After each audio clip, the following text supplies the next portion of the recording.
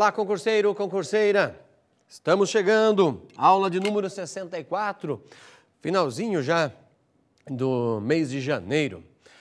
Concurseiro, concurseira, 2014 tem grandes datas a serem relembradas, que com certeza farão parte dos noticiários, das revistas, dos telejornais em nosso país. Por exemplo, 2014 comemora-se 120 anos da Revolução Federalista, ou 120 anos da resistência que alguns historiadores consideram como a que salvou a República Brasileira, criada lá em 1889.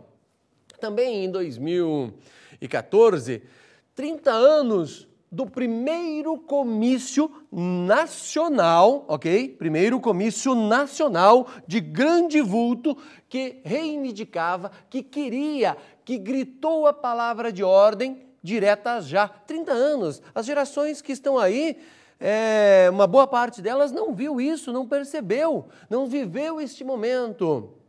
Também, 2014, comemorar-se-á um quarto de século da queda do Muro de Berlim. Olha que interessante, quando caiu, eu lembro daquela noite, chegando em casa, ligando a televisão, vendo nos jornais, queda do Muro de Berlim, uma coisa que na época era assustadora. Também, 50 anos do golpe militar no Brasil, que aconteceu em 54. Com certeza esse tema será muito debatido durante 2014. Este ano também marcará os 85 anos da quebra da Bolsa de Nova York, ou a Grande Depressão. Olha só, muita coisa para ver e com certeza esses temas vão aparecer em nosso noticiário. Mas o que eu quero debater hoje com vocês é justamente o seguinte tema: 100 anos da Primeira Guerra Mundial.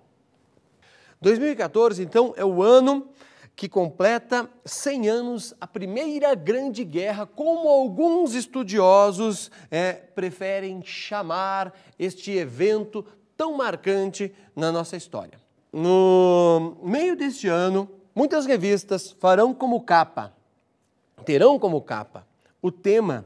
Esta guerra, não há dúvidas, dificilmente a Veja, a Isto É, por exemplo, não coloque pelo menos algumas páginas relacionando esse tema. Telejornais vão tratar desse assunto, documentários nas nossas TVs relacionados ao tema vão aparecer com certeza. E para que você entenda bem esse noticiário, para que quando isso vier à tona, você já esteja instruído, vale a pena a gente dar uma olhada nesse assunto sobre os 100 anos deste conflito que marcou a humanidade. Vou trabalhar com alguns dados indispensáveis para este entendimento. Vamos lá? Veja só, entre eles, o mundo entra no século XX. Acontece o início do século passado, os países estavam organizados em alianças geopolíticas. Este tipo de organização era um fato novo do ponto de vista geopolítico. Importante você marcar essa primeira ideia aí, ok? Uma dessas alianças já tinha sido formada lá em 1882. Ela era composta, veja só que interessante, até o nome para nós soa estranho, pelo então Império Alemão, não era Alemanha, era Império Alemão, pelo então Império Austro-Húngaro e pela Itália, como a gente conhece hoje. A Itália era a única que tinha praticamente a mesma configuração. Essa aliança geopolítica ficou conhecida como Tríplice Aliança. Depois eu vou mostrar no mapa essa configuração geográfica. Vale a pena ficar atento a isso. A Tríplice Aliança forçou, em 1904, já no início do século XX, a criação de um bloco, olhando do ponto de vista histórico, bastante antagônico, que no início chamava-se Entente Cordiale, que foi renomeada lá em 1907 para Tríplice Entente, porque daí entrou a Rússia. Neste caso, a Tríplice Entente era formada por Inglaterra e França entrando na brincadeira, como eu disse em 1907, a Rússia, que daí fez mudar o nome. Veja só, Inglaterra e França tiveram que deixar para fazer este bloco várias rixas históricas. Por exemplo, que tipo de rixa? Lembre-se que a França apoiou os Estados Unidos na independência contra a Inglaterra. Isso deixou uma marca nos britânicos profunda de rivalidade contra os franceses. Pô, vocês estão ajudando justamente a minha colônia a se libertar. Por que vocês estão fazendo isso? Mas eles tiveram que abandonar esse conflito para poderem fazer frente o bloco que era liderado pela Alemanha. Veja só, por que eles tinham que fazer frente à Alemanha? Porque a Alemanha vinha ganhando cada vez mais poder. Fazendo uma comparação apenas didática aí, para a gente trazer mais para os nossos dias, a Tríplice Entente e a Tríplice Aliança rivalizavam, tinham conflitos antagônicos da mesma maneira que existia comunismo e capitalismo durante a Guerra Fria. Mais ou menos essa ideia, só que muito mais concentrada, é claro, dentro do continente europeu. Agora uma pergunta, por que aconteceu a Primeira Guerra Mundial ou a Primeira Grande Guerra? Importante pensar nessas causas que normalmente isso fica de lado e a gente acaba apenas tratando da guerra, de quantos morreram e assim por diante. Vamos a algumas dessas causas, tá? Não são as únicas, existem livros e mais livros sobre esse assunto, mas algumas aí para começar a clarear a nossa ideia. Primeiro, interesses econômicos entre as grandes potências, ok? Já falei isso várias vezes em outras aulas. Entre países não existe amizade, existem interesses, tá certo? Lembre-se que a África, por exemplo, era um quintal dos países europeus que disputavam o quê? A retirada de riquezas deste continente. Mas a África já estava esgotada, não tinha mais lugar, não só na África, não tinha mais espaço, territórios, não só no continente africano, como no restante do mundo, para que as potências imperialistas pudessem retirar riquezas. Então, o que vai acontecer? Vão brigar entre elas e automaticamente existe um conceito em geopolítica. Quem perde território, perde poder. Portanto, é inadmissível eu perder território porque eu estarei perdendo poder. Trazendo para os nossos dias atuais, veja o conflito entre Japão e China. Algumas ilhotas no Pacífico estão brigando e isso pode causar até uma guerra. Segundo ponto que eu quero chamar a atenção, que para nós hoje parece que é algo banal, mas na época tinha muito mais importância, porque isso estava começando.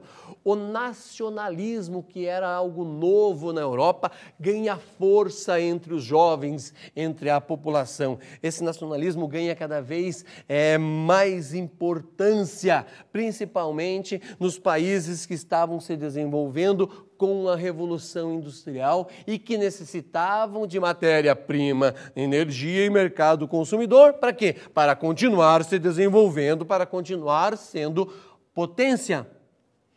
Outro detalhe, o militarismo passou a ganhar uma nova forma. Como assim?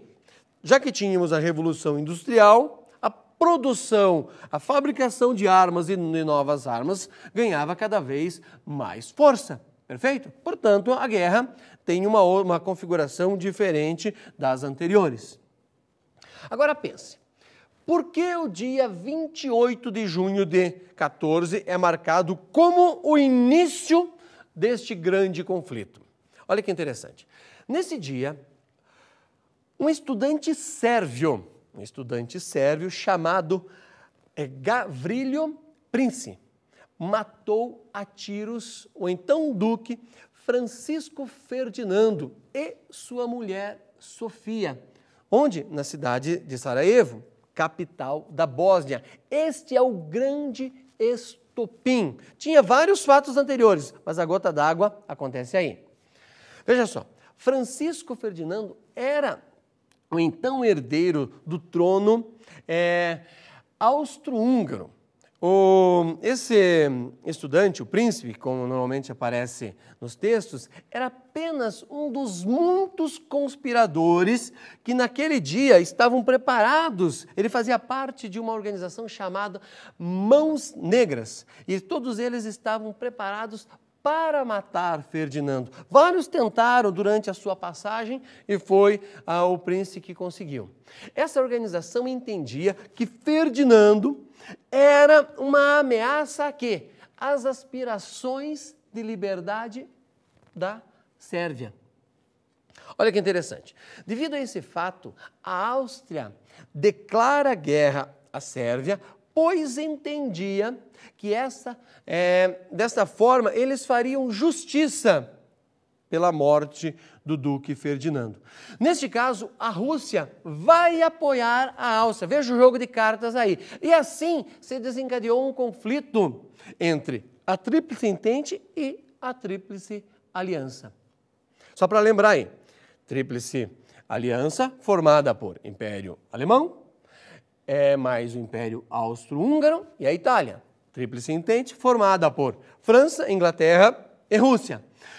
Para a gente clarear isso, para a nossa ideia ficar mais visual, veja comigo este mapa da formação desses blocos. Me acompanhe ali. Olha só, aqui o que eu vou colocar como número 1, ok? A Tríplice Entente. Então ele forma esse arco aqui, a Tríplice Entente. Império Russo, a França e aqui a Inglaterra. Já a Tríplice Aliança está aqui, olha como a configuração geográfica nesse lugar do mundo é completamente diferente do que a gente conhece hoje. Está aqui o Império Alemão, o Austro-Húngaro e a Itália, mais ou menos com o atual desenho. Esta era a configuração europeia no ano de 1914, com um desenho completamente diferente. É importante que você fique atento a isso. Os alemães viram nesse episódio, nesse início de guerra, uma forma de continuar sua política expansionista, uma política de aumentar o seu território, certo? E ocuparam a Bélgica e invadiram a França no mês de agosto de 2014. Um detalhe aí, política expansionista, lembre-se, a Alemanha não participou da colonização do mundo, como participou Portugal, como participou a Espanha, como participou a França, como participou a Inglaterra, que chegou a ser o país, ou o império do sol, onde o sol nunca se põe, tamanho era a sua vastidão. Tá certo? Uma área muito restrita a Alemanha sempre teve. E isso, quando os alemães olharam para essa guerra, falaram, poxa, está na hora de eu aumentar o meu território. Esse fato obrigou a Inglaterra também a entrar na guerra, que já estava acontecendo na parte continental da Europa. O próximo passo aí foi a Rússia também entrar. E a Rússia, lembre-se, é uma potência continental, tanto é que ela ainda hoje é o maior país do planeta. A Rússia, potência continental. Inglaterra, uma potência imperial com vários lugares do mundo. Por exemplo, as Malvinas até hoje é motivo de conflito. E onde está as Malvinas? Vários mil quilômetros, as Ilhas Malvinas, vários mil quilômetros das Ilhas Britânicas, ok? Isso forçou então a Inglaterra a invadir a Alemanha. Olha só, sabemos que a guerra vai até 1918, ok? Esse é o fato o fechamento da Primeira Guerra Mundial. Então pense comigo, os Estados Unidos só vão participar ativamente do conflito a partir de 1917, um ano antes de acabar a guerra. Conclui-se então que por praticamente 3 anos o continente europeu sangrou sozinho, gastou seus recursos e se enfraqueceu até que os Estados Unidos chegassem e colocassem efetivamente suas tropas para agir dentro do continente europeu. Com a entrada dos Estados Unidos, a Tríplice Entente vai se fortalecer e impõe derrotas severas, derrotas dramáticas à Alemanha. Veja só, em 1919, quando a guerra já tinha acabado, mas daí precisou todo um arranjo geopolítico para definir como as coisas iam continuar, foi assinado o Tratado de Versalhes. Vamos imaginar que isso vai para um concurso relacionando a atualidades. O cara que bolou a prova do concurso quer saber o quanto você entende desse fato histórico que agora completa 100 anos. Você precisa saber o que é o Tratado de Versalhes. Vamos lá. Esse tratado obrigou a Alemanha a pagar pesados volumes em dinheiro, uma indenização muito grande aos países que eram seus inimigos durante a guerra e que foram afetados. Além, veja só, de ser desmilitarizada, ok? E desmembrar o seu império, como você viu no mapa. Olha novamente lá no mapa, por favor. Veja, tudo isso aqui que eu estou riscando era o Império Alemão. E isso precisou ser desmembrado. Veja, perder territórios é perder poder. Ser desmilitarizado, não poder ter exército, é uma vergonha para um país. Isso, então, causou um sentimento, começou a gerar um rancor muito grande no povo alemão, na Primeira Guerra, que vai gerar a Segunda Guerra mais tarde. Mas esse é um assunto para depois. Outro tratado importante é esse fato que você precisa marcar com o fim da Segunda Guerra. É o Tratado de Saint-Germain. Mas o que foi esse tratado? Esse tratado obrigou, daí no caso, o Império Austro-Húngaro a se desmembrar também, a se desfacelar em vários outros. Neste caso, aí vai surgir, olha que interessante, não existia Polônia, ok? Tchecoslováquia, que vai ficar um tempo como Tchecoslováquia e com o fim da Guerra Fria será transformada em República Tcheca e República Eslováquia.